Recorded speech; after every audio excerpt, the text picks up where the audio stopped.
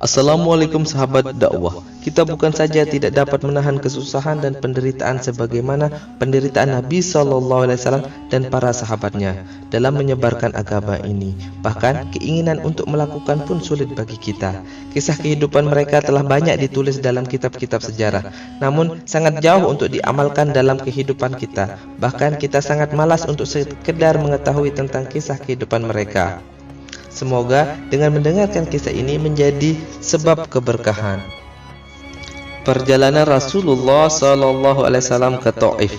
Selama 9 tahun sejak kerasulan, Nabi Muhammad SAW telah berusaha menyampaikan ajaran Islam dan mengusahakan hidayah serta perbaikan kaumnya di Mekah. Namun, sangat sedikit yang menerima ajakan beliau, kecuali orang-orang yang sejak awal sudah masuk Islam. Selain mereka, ada orang-orang yang belum masuk Islam tetapi siap membantu Rasulullah SAW, dan kebanyakan orang-orang kafir Mekah selalu menyakiti dan mempermainkan beliau dan para sahabat beliau. Abu Thalib termasuk orang yang belum pernah memeluk Islam, namun sangat mencintai Nabi SAW. Ia akan melakukan apa saja yang dapat menolong Nabi SAW. Pada tahun ke-10 kenabian, ketika Abu Thalib meninggal dunia, kaum kafir semakin berkesempatan untuk mencegah perkembangan Islam dan menyakiti kaum muslimin. Rasulullah SAW pun pergi ke Taif. Di sana ada suatu kabilah bernama Saqif yang sangat banyak anggotanya. Beliau berpendapat jika mereka memeluk Islam, kaum muslimin akan terbebas dari siksaan orang-orang kafir tersebut dan akan menjadikan kota itu sebagai pusat penyebaran Islam.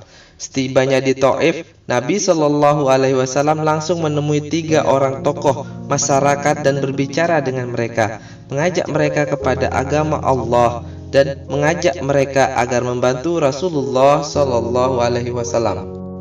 Namun mereka bukan saja menolak, bahkan sebagai bangsa Arab yang terkenal dengan adatnya yang sangat menghormati, itu pun tidak mereka lakukan. Bahkan mereka menjawab dengan terang-terangan dan menerima beliau dengan sikap yang sangat buruk. Mereka menunjukkan perasaan tidak suka dengan kedatangan Nabi SAW. Pada mulanya, beliau berharap agar kedatangan beliau kepada tokoh masyarakat itu akan disambut dengan baik dan sopan. Ternyata sebaliknya, di antara mereka ada yang berkata, "Wahai, kamukah orang yang dipilih oleh Allah sebagai nabinya?" Yang lain berkata, "Tidak adakah orang selain kamu yang lebih pantas dipilih Allah sebagai nabi?" Yang ketiga berkata, "Aku tidak mau berbicara denganmu, sebab jika kamu memang seorang nabi seperti pengakuanmu, lalu aku menolakmu, tentu itu tidak akan mendatangkan bencana. Dan jika kamu berbohong, aku tidak ingin berbicara dengan orang seperti itu." Setelah itu, dengan perasaan kecewa terhadap mereka, Nabi SAW berharap dapat berbicara dengan orang-orang selain mereka. Inilah sifat Nabi SAW yang selalu bersungguh-sungguh, teguh pendirian dan tidak mudah putus asa. Ternyata tidak seorang pun di antara mereka yang bersedia menerima beliau. Bahkan mereka membentak beliau dengan berkata, "Keluarlah kamu dari kampung ini, pergilah kemana saja yang kamu sukai." Ketika Nabi SAW sudah tidak dapat mengharapkan mereka dan bersiap-siap akan meninggalkan mereka, mereka menyuruh anak-anak kota tersebut mengikuti Nabi SAW, lalu mengganggu, mencaci, serta melemparinya dengan batu, sehingga sandal beliau berlumuran darah. Dalam keadaan seperti inilah Nabi SAW meninggalkan Taif. Ketika pulang, beliau menjumpai sebuah tempat yang dianggap aman dari kejahatan mereka. Beliau berdoa kepada Allah SWT, "Ya Allah, kepadamulah kuadukan lemahnya kekuatanku, kurangnya upayaku, dan kehinaanku dalam pandangan manusia. Wahai yang Maha Rahim, dari sekalian Rahim, Engkaulah Tuhannya orang-orang yang merasa lemah, dan Engkaulah Tuhanku. Kepada siapakah Engkau serahkan diriku? Kepada orang asing yang akan memandangku dengan muka masam, atau kepada musuh yang Engkau berikan segala urusanku? Tiada keberatan bagiku. Aku berlindung kepadamu dengan nur wajahmu yang menyinari segala kegelapan, dan dengannya menjadi baik dunia dan akhirat. Dari turunnya murkamu kepadaku, atau turunnya ketidakridhoanmu kepadaku, jauhkanlah murkamu hingga engkau ridho. Tiada daya dan upaya melainkan denganmu. Allah subhanahu wa ta'ala penguasa seluruh alam pun memperlihatkan keperkasaannya. Demikian sedih doa Nabi sallallahu alaihi wasallam sehingga Jibril alaihissalam datang untuk memberi salam kepada beliau dan berkata, Allah mendengar perbincanganmu dengan kaummu, dan Allah pun mendengar jawaban mereka, dan Dia mengutus kepadamu malaikat penjaga gunung agar siap melaksanakan apapun perintahmu kepadanya.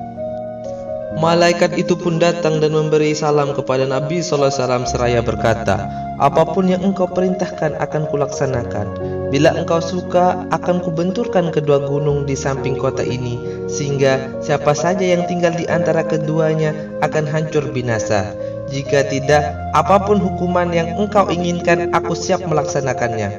Rasulullah SAW yang bersifat pengasih dan mulia ini menjawab, aku hanya berharap kepada Allah, seandainya saat ini mereka tidak menerima Islam, semoga kelak keturunan mereka akan menjadi orang-orang yang beribadah kepada Allah.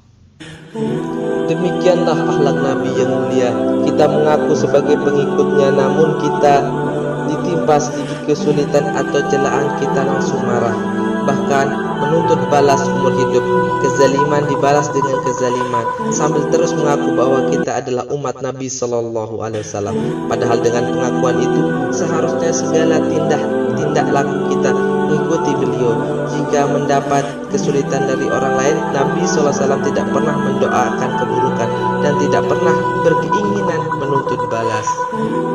Mudah-mudahan apa yang kita dengarkan dapat kita amalkan dan sampaikan. Untuk lebih berkahnya, marilah kita tutup dengan doa kafaratul majelis. Subhanallah wa bihamdika, asyhadu an la ilaha illa anta, astaghfiruka wa atubu ilaik.